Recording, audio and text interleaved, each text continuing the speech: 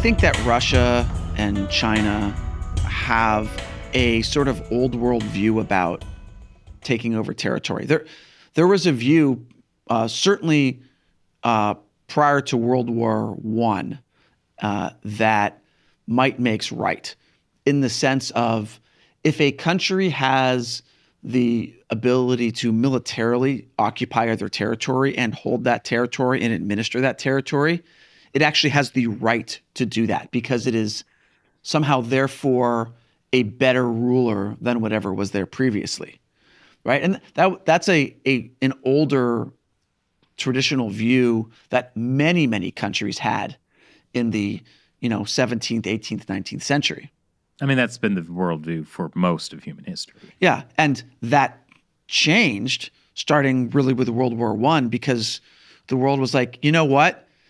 When countries do this, it kind of turns out really, really badly. And then especially, and then we did the League of Nations to try to stop that. And it failed, and we had World War II, had the United Nations to try to, again, stop that. And I think now the worldview in almost every country is that it's not might that makes right, it's good governance that makes right. I'm with you until the last sentence. The good governance that makes right. I don't think that most countries think that because most countries are dictatorships, actually. I mean, or not, if not outright dictatorships, authoritarian. Most countries are, for all practical purposes, authoritarian, even if they have elected presidents. But when I say most countries, I erred. It's actually the dominant Western countries that I'm referring to. So U.S., Europe, Commonwealth countries, that sort of thing.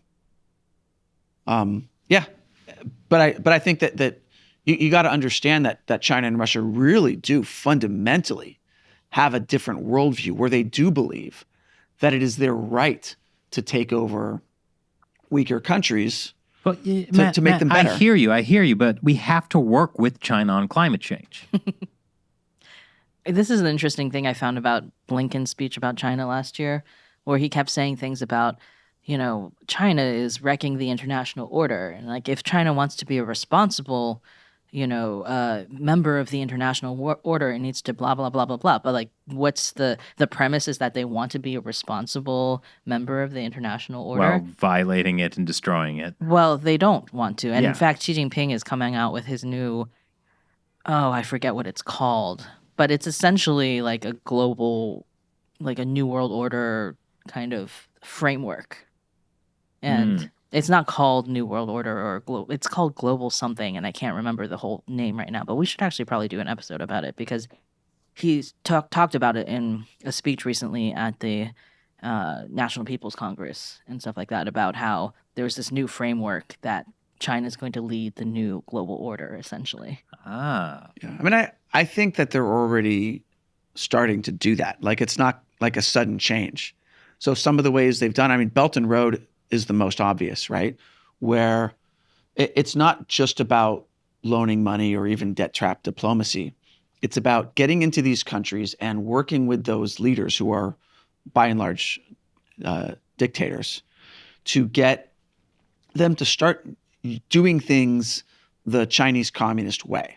So that would be like mass surveillance, smart cities, and allowing them to monitor political dissension and arrest people who disagree. A kind of using Chinese-controlled or Chinese-backed currencies, could be like digital currencies. So already there's like these Chinese communist methodologies that are seeping into Belt and Road countries. And if that becomes widely adopted, then that is a kind of Chinese New World Order. In the same way that the U.S.-led world order after World War II has a lot to do with like the American dollar being kind of the basis of trade, American culture and technology being the basis of other countries' development in many respects.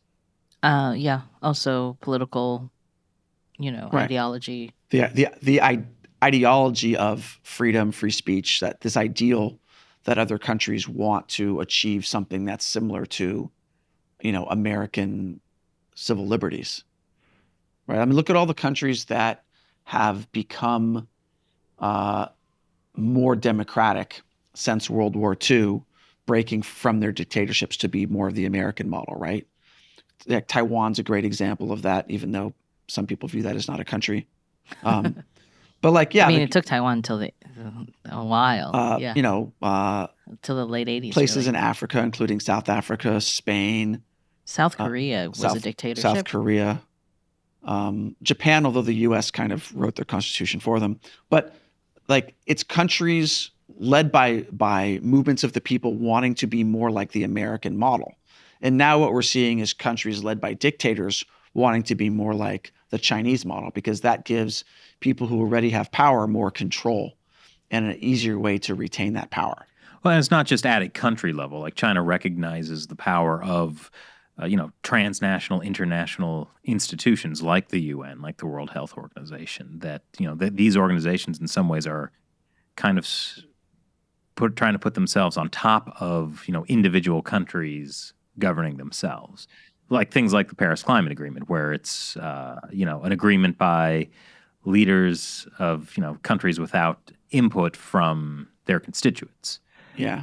And so there is a real risk that these international institutions will become like this new authoritative power in the world that China is not can democratic. Yeah. That China can then essentially control through bureaucratic shenanigans and So the thing she is going to be talking about is not like, hey, we're going to try this new thing. It's like, this is what we've been doing. But it sounds so good. There's a lot of peace in it, Imagine all the people living in harmony.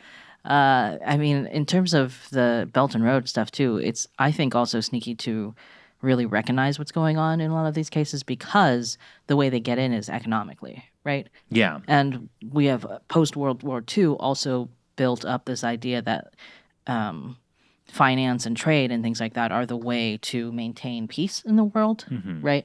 So then China can kind of use that. Well, it's like that in that New York Times editorial we talked about recently, where like they said, like, compared to most superpowers, China's like a homebody. They don't military interfere with other countries. It's just economics, and like they're missing the point that like those economic. That's their method of warfare. It's economic warfare. The Belt and Road is economic warfare.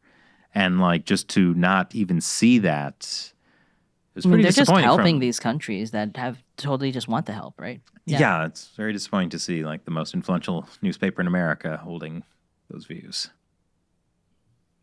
Yeah, I mean, I think that there's some truth that the U.S.-led world order after the Second World War, which involved a lot of investment in Europe to rebuild Europe, as well as investment in many other countries. And using the military to keep trade routes open. Right. Like, that I think that actually worked fairly well in a lot of places. And it worked, in say, South Korea, for example. I had a friend who was in the Peace Corps in the 70s and went to South Korea when it was an impoverished dictatorship. The U.S. lent military assistance and also had Peace Corps go in, and it was influential, right? I mean, they went in, they taught English, and people learned about American values, and the people of South Korea eventually pushed that government to liberalize and become more democratic. And it is similar with Taiwan. So like there really was value in that trade, in that exchange.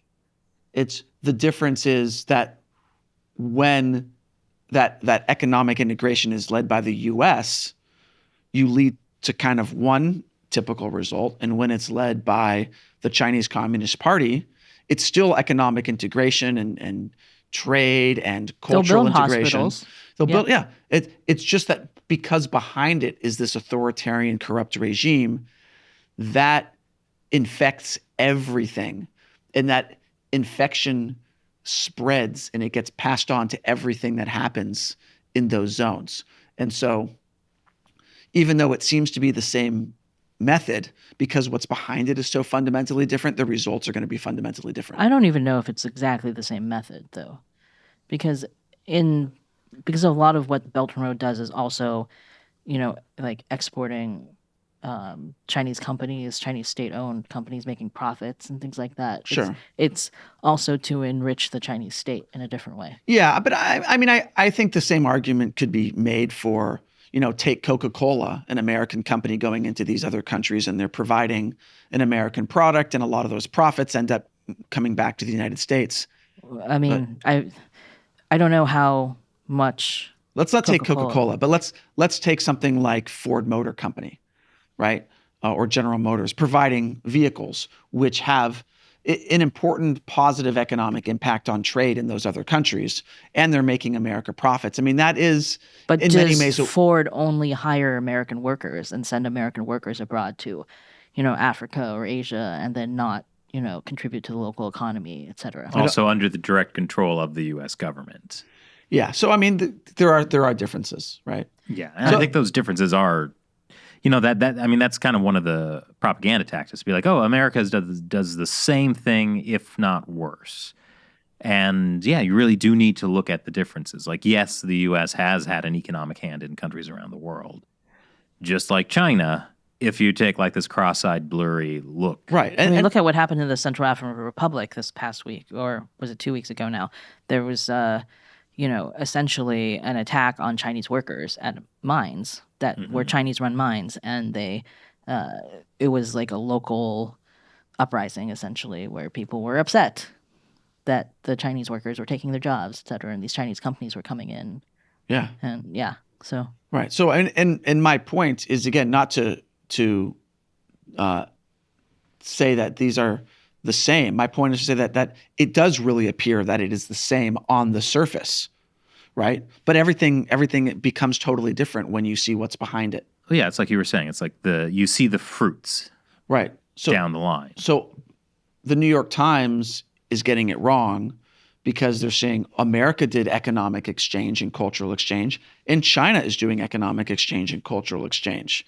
And they're missing the whole point, which is that they appear to be equivalent, but they're really not equivalent.